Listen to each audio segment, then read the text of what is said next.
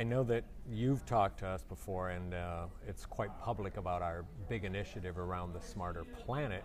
And one of the things we talked here about is the Smarter Cities campaign, which is pretty exciting. Of course, it's part of the overall Smarter Planet. And I know, there's been a lot of talk about big data here as well. The Smarter Cities will produce a massive amount of big data when you consider sensors everywhere, and the analytics that are behind these to be able to run these smarter cities are quite incredible. So you just came off the stage here, and that video will be available for people to watch on demand later. But the metaphor used was quite striking in the sense of a city as a living organism. And to what extent can you give some examples of where that's already true? I'll tell you right now, every city is a living organism.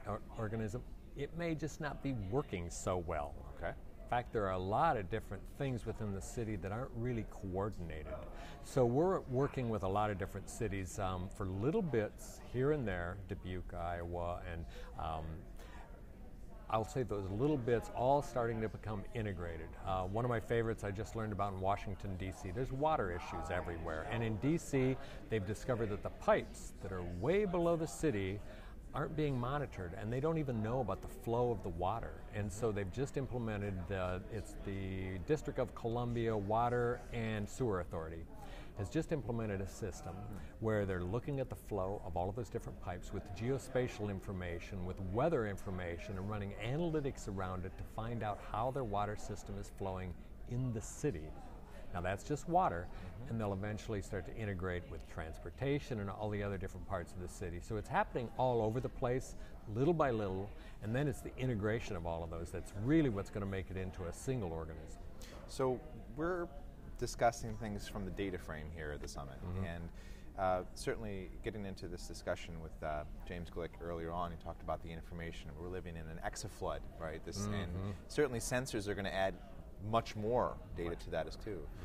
What sort of tools are cities getting to help with that, right? You've discussed knowing where, say, water flows are, traffic flows are, but how do you make that information actionable? How do you make it actually make a difference downstream for citizens, or how well cities' government functions?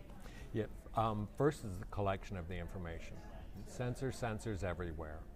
Open APIs to be able to collect those sensors, meaning they may be devices that are produced by somebody that makes meters, somebody that makes water flow sensors, and there needs to be somebody to help standardize the interfaces between these two and bring it all together, and that's something that we do quite well. We're behind the scenes bringing in all these different groups. And then bringing the information in and then analyzing it is something that we're literally inventing as we go along, because a lot of these analytic routines haven't existed.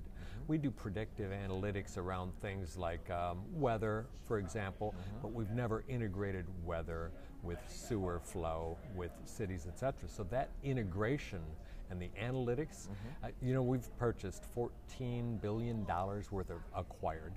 $14 billion worth of analytics companies over the last couple of years. We had some foresight knowing that this was going to be important. Now it's which of those fit which task. And so that's an ongoing thing. It's a great opportunity too, not just for us, but for others to be able to provide tools, technologies, other vendors to be able to integrate into this as well. So certainly you can see what the potential it might be of putting a sensor out in a given field, checking weather, checking different parts of water movement, traffic, an obvious place for the two. To what extent do your vision around smarter cities, does the vision around smarter cities incorporate the idea of citizens as a sensor? Citizens as a sensor is absolutely essential in the health space. We need to be able to help the citizens monitor their health, infectious diseases, influenza, anonymously. It's really important, and it's the government's responsibility to have the transparency in place as well to let the citizens know we're doing this.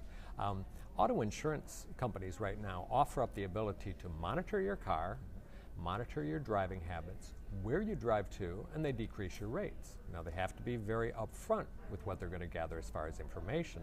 Well, cities are starting to gather that information, where your car is going to. We already do it with one pass through tollways and the rest, but we can go even further, where the car is parked, so we can build out smart parking solutions.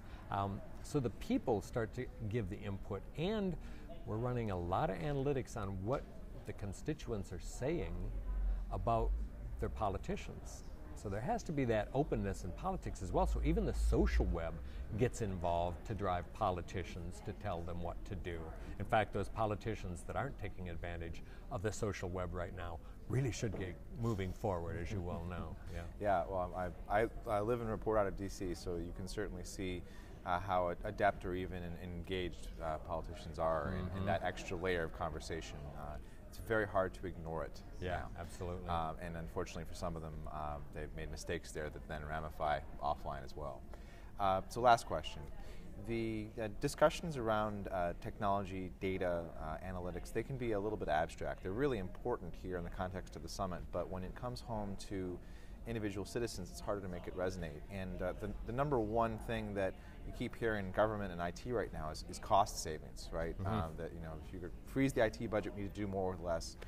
Can you give some examples of how a smarter city has actually delivered services to citizens and how a given investment has actually enabled a government to find and reduce costs, corruption, fraud, et cetera? Yeah.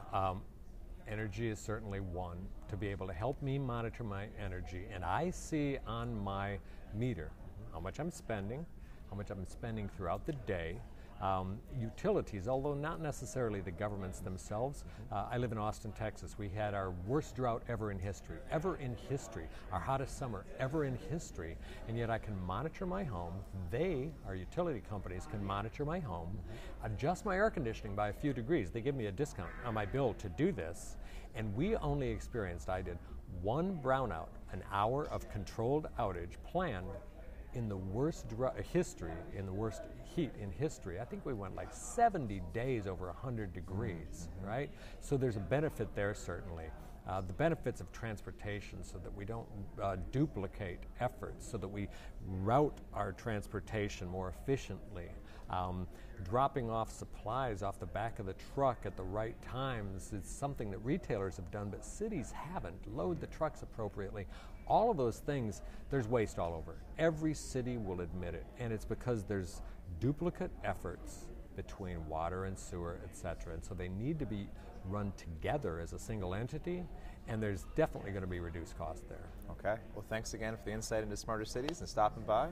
And again, to remind people who are tuning in, you can go onto YouTube and see your earlier talk from here at the summit. Great. And 5 big ideas to change cities. Absolutely. All right. Thanks so much, sir. Thank you.